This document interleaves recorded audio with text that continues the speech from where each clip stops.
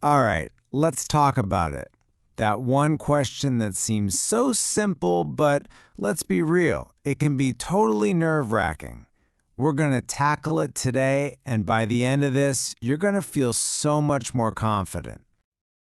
Ah, there it is. Just hearing those words, your heart starts beating a little faster, right? Doesn't matter if you're in a new class, at a party, or in a big job interview. The pressure is on. You are so not alone. It's that classic moment where it feels like your brain just shuts down. Suddenly, you can't remember a single interesting fact about yourself. It's a universal feeling, for sure. But what if we could change that? Today, we're going to break this whole thing down into a really simple, powerful system. We're not creating some stiff, one-size-fits-all script. Nope. We're building you a personal toolkit. Okay, so first things first.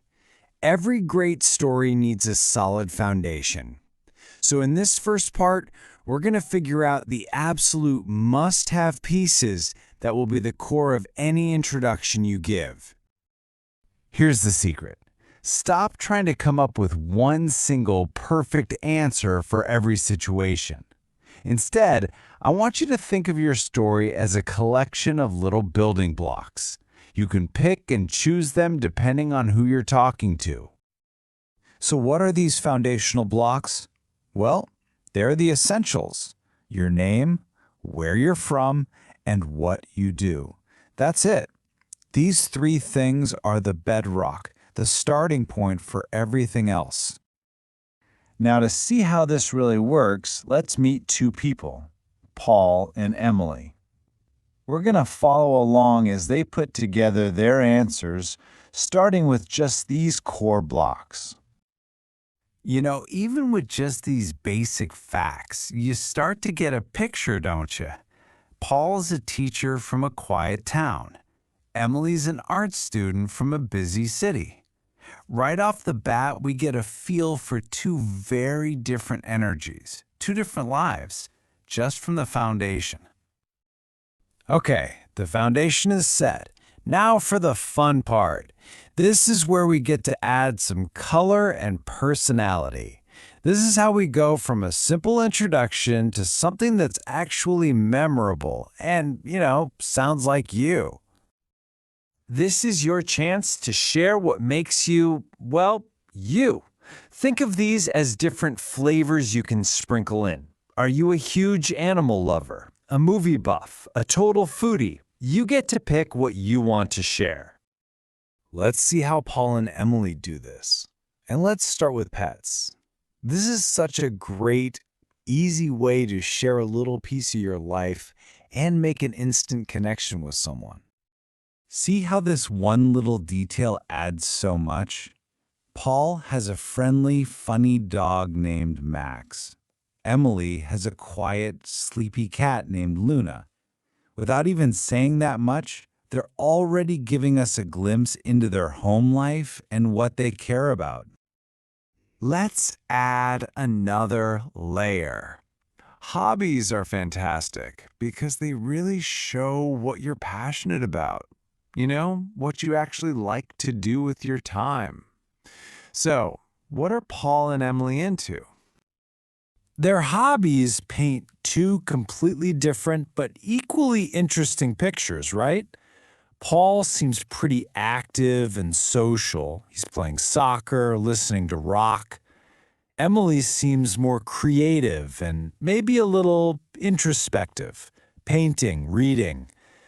This is where you really get to share your passions. All right, so we have our core blocks and our personality blocks. Now, the big question.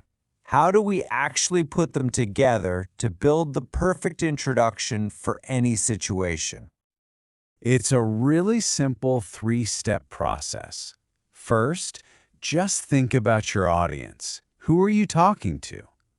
Second, pick just 2 or 3 of your building blocks that feel right for the moment. You don't need to share everything at once. And finally, just put them together. and tell your little story. Let's see it in action. Okay, imagine Paul is introducing himself in a new class. He might keep it pretty simple and professional. He gives his name, where he's from, and his job. It's direct, it's clear, it's perfect for that setting. Now, let's compare that to a totally different vibe, like a party. Here, Emily mixes a core block, she's an art student, with a personality block. She loves animated movies. This is friendly, it's approachable, and it's a great conversation starter. See how you can adapt just by picking different blocks? So, as we wrap this up, I want to leave you with a completely new way to think about this question. It's time to shift our whole mindset from fear to, well, opportunity. Remember what we said at the beginning? The point of all this was never to memorize some flawless speech. It's not a performance. The real goal is way simpler and way more human than that. This right here, this is the most important takeaway. When someone asks you to tell them about yourself, they are not testing you. They're just opening a door. They're inviting you to connect, to share a little piece of your story. Think of it as a welcome, not a demand. So the next time you hear that question, just take a breath. You have your building blocks. All you have to do is pick a couple, keep your answers simple and friendly, and share it with a smile. That's all it takes. So now it's your turn. You've got the toolkit. You're ready. Think about your blocks for a second. Your core, your passions, your personality. What's the first thing you want to share the next time someone asks? Thanks for hanging out with me today.